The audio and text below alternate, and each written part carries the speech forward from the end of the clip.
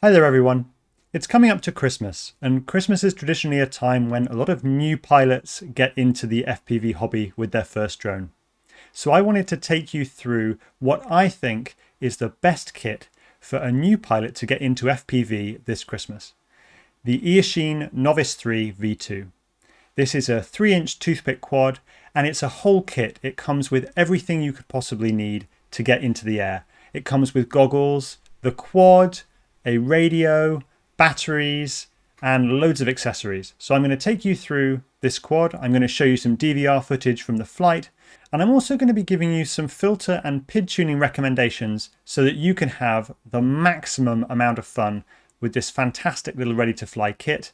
And I'm really hoping that this is going to help new pilots getting into the hobby have the best possible experience that they can have starting out in FPV. So let's get into it. Brief disclosure, I requested this quad kit for review, I received it for free, and no one has had any influence on the content of this video. I'm going to be giving the quad kit away to another member of the community as part of my monthly giveaways. Right, so I can't wait to take you through everything that you get in this Eachine Novice 3 kit. Starting with the controller. This is the Jumper T-Lite. It's a game controller style radio, and okay, it's at the budget end, but this is a pretty solid radio. It runs OpenTX, so it's upgradable. It's got a multi-protocol module in it, and you could use it for months or even years before you feel the need to upgrade. And you'd only upgrade once you decided you were really, really into the hobby. So this is a good thing, a good radio. Now, something to be aware of with this radio is that it needs a battery to power it. And this is a battery bay for an 18650 battery. Now, I didn't receive any 18650 batteries in my kit, and so you may not receive them either when you get your drone. In which case, you're going to need to buy any 18650 battery that will be appropriate to go in this battery bay. And I would buy maybe 2 batteries so you can have one charging while you're using the other one. And that should make sure that you're never in a situation where you want to go fly and your radio's flat.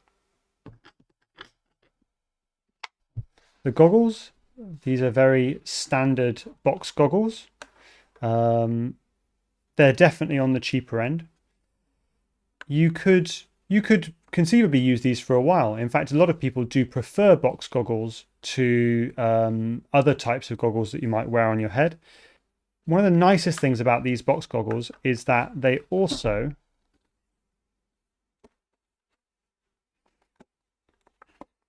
come apart to create a screen. So something that I really like to do is I like to take a screen with me when I go flying, and then I can show other people, members of the public or anyone passing by or my friends or whatever, what I'm actually seeing when I'm flying the drone. So even if you were to upgrade later to a better set of goggles, you could still use this as a screen to show other people what you're seeing when you fly FPV. So I think even this has some good longevity to it. You get a cable which you can use to power the goggles or the screen from an external battery if you want to. That's really handy. You get this battery charger with the drone. This is just a simple 2 to 4S battery charger. It comes with a DC power adapter, so you don't need to buy one of those. You can just plug this in and then you just charge batteries via the balance connector. And as you progress in the hobby, you may find that you want a larger charger that can do more things. But even when that time comes, I still think you might find a use for this charger, just charging batteries for your goggles or small batteries for your little toothpick drones like this. I think this will have some good longevity to it, provided that it's well made and that it's going to last a good amount of time. Also, it's a battery detector as well, which means that you can plug a battery into this and it will tell you the cell voltage of the battery, which can be really handy in the field if you're wanting to check whether a battery is fully charged or empty. So here you can see this battery is at 11.6 volts. It's giving you all the different cell voltages there as well. So even if you never use this as a charger, it still could be handy to have in your bag just to check on the voltage of your packs. And you get some spare props, a screwdriver to change the things like the camera angle, stuff like that, and maybe take the drone apart if you need to access any of it for maintenance or just to see how it works. And you also get an Allen key and some spare screws should you lose any. So that's a nice bag of accessories to have. You are going to need to buy more props if you want to fly this drone for a long time, because typically in FPV you'll break props pretty frequently and need to replace them. So you'll need to buy some more spare props from Eachine. Now we get to the main event, the drone itself. So this is the Eachine Novice 3 drone. It's a 3-inch toothpick style drone. So that means it's going to be light, it's going to be relatively fast, it's going to be pretty good for freestyle actually, and you're going to be able to have a lot of fun with this. Even very experienced FPV pilots will still come back and fly 3-inch toothpicks occasionally, or even as their regular quads, because they are just so much fun. Now the props on this are bi-blade 3-inch props, and the motors are 1203 motors, 5500 kV. Now 1203 is a little bit on the smaller side for this type of prop. I would probably have gone with something like a 1204. Now that means that this drone isn't going to have quite as much punch and power as maybe a very experienced FPV pilot would choose. But if you're just starting out, if this is your first drone, you're not going to need all that power. You're not going to miss it. You're just going to be learning how to control the drone and how to do the tricks, fly through the gaps, and have a really, really good time flying FPV. So I wouldn't worry about that at all. These motors are going to be just about the right size, I think. Now the electronics in here, at the bottom here, we've got a all-in-one ESC and flight controller. So that's basically the brains of the quad. It's going to be doing all of the calculations required to keep the quad flying steadily in the air. And it's also going to be providing the outputs for the motors to drive the motors correctly. You configure the flight controller through this USB port here. And the flight controller is running Betaflight, so you can just configure it using the Betaflight Configurator. Don't worry too much if this is completely unfamiliar to you now. As you spend more time in the hobby, you're going to become very familiar with Betaflight and how to configure all those settings. On top, we have a video transmitter, a VTX. That's what's going to send the image from the camera here at the front to the goggles that you're wearing on your head or to the screen.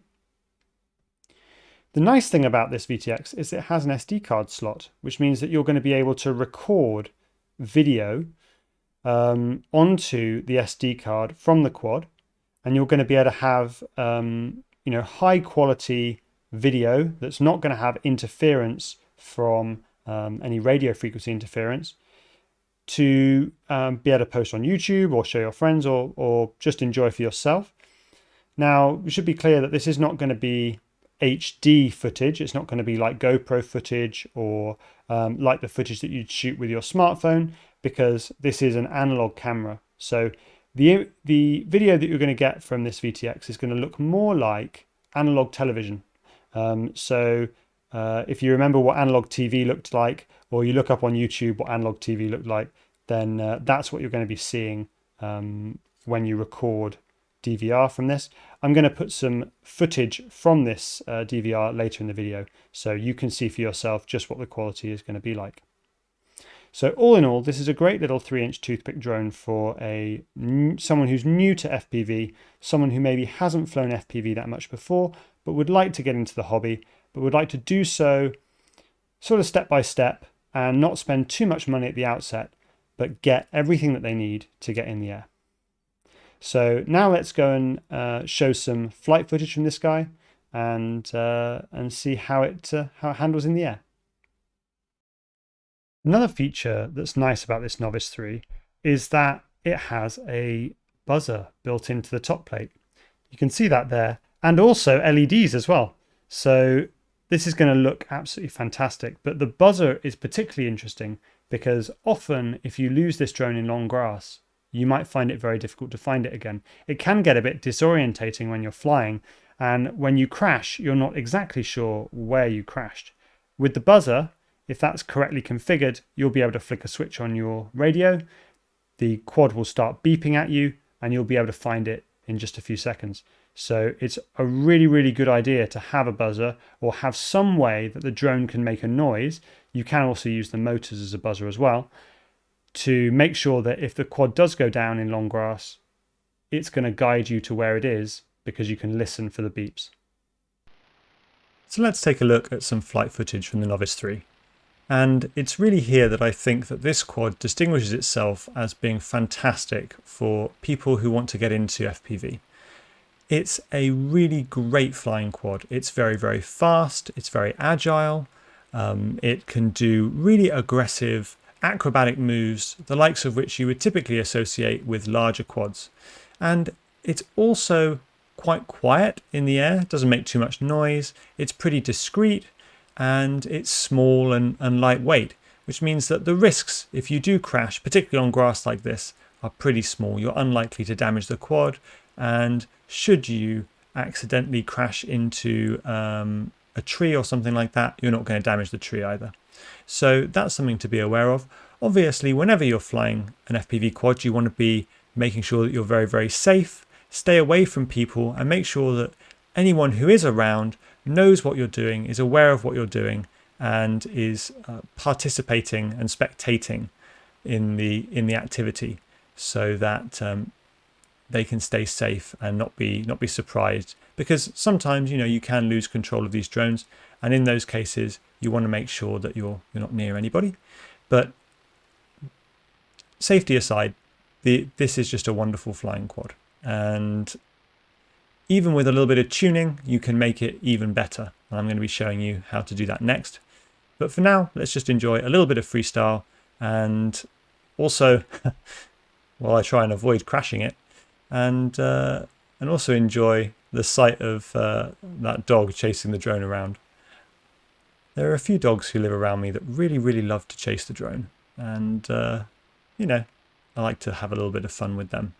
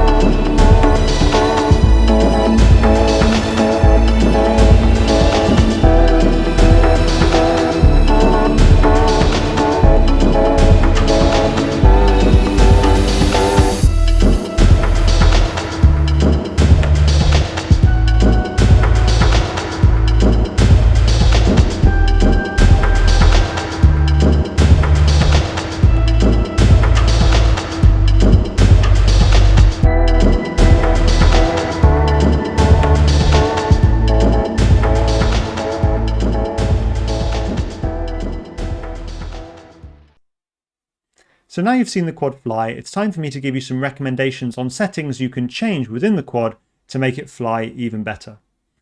Now, these recommendations don't just apply to the Novice 3. These are broad recommendations that you can try on just about any quad of this kind of class, a 3-inch toothpick class. And hopefully it will make the quad fly just that little bit better for you and let you have even more fun with it. So let's get into those settings that we're going to change. So the first thing we're going to do is we're going to update the ESC to the latest version of BlueJ. Now, BlueJ is an upgraded firmware for ESCs, and it has one key feature that we need, which is bidirectional D-shot. This allows the ESC and the flight controller to talk to each other, and for the ESC to tell the flight controller how fast the motors are spinning. So to upgrade your ESCs, you're going to want to plug your quad in over USB, plug in a battery, navigate to escconfigurator.com. I'll put a link down in the video description, and then connect to your quad. Once you've connected, you'll see that you have a tab like this, and there's a read setup down here in the bottom right.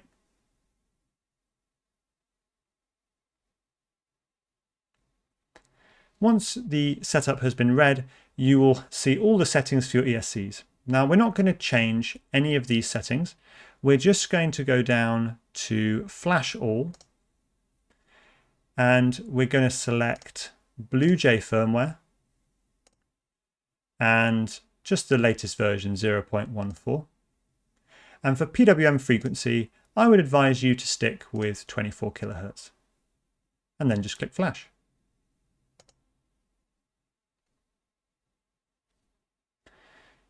Now, the bars moving across the screen will tell you the progress of your ESC flashing, and once all 4 ESCs have been flashed, the process will complete. And that's all there is to it. Now you can just click disconnect. The next step is to go into Betaflight Configurator. I'll put a link to where you can download the configurator in the video description as well. Plug your quad in over USB again, click connect. And the first thing we're going to do is go into the Motors tab, and we're going to enable bidirectional D-shot. You'll see a warning, but this is okay. You're going to need to change the number of motor poles to 12 for this quad. Number of motor poles is the number of magnets around the edge of the motor. So you can just count the number of magnets that are around the edge of your motor to find the number of poles. But for the Eachine Novice III V2 that I have, it's 12 poles. And then just click Save and Reboot.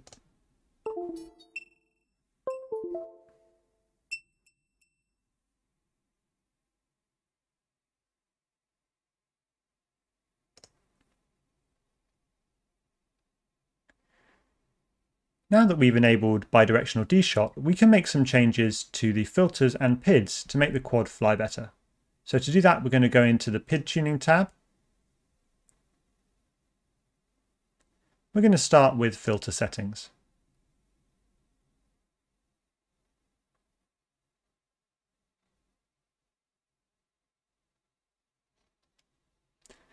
And these are the filter settings that I recommend for the Eachine Novice III. So you can see we've turned off all the low pass filters.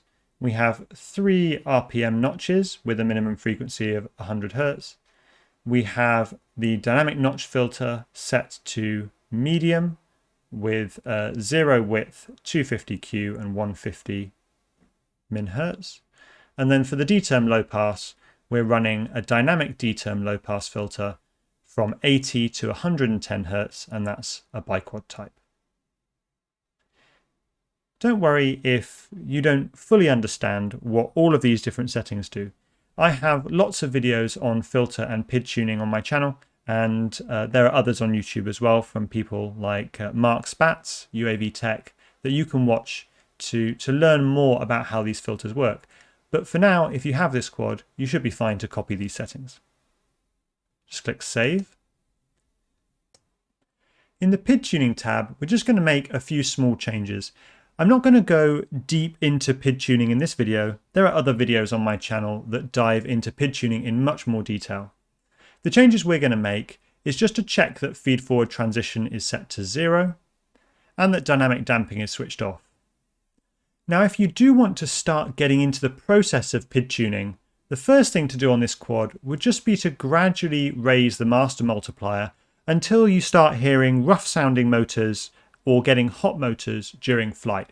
So if you wanted to start PID tuning, that would be where you would begin, but I definitely invite you to check out some of my other videos on PID tuning if you want to get into that. If we go back to the configuration tab, now that we've enabled bidirectional D-shot, We are going to need to drop our gyro update frequency to 4K and our PID loop frequency to 4K in order to ensure that we don't overload the CPU on the flight controller.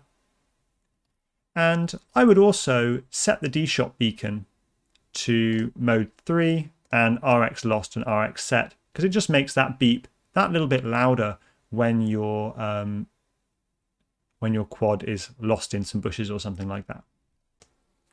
So that brings us to the end of this video, and as always the question, who is this little drone for?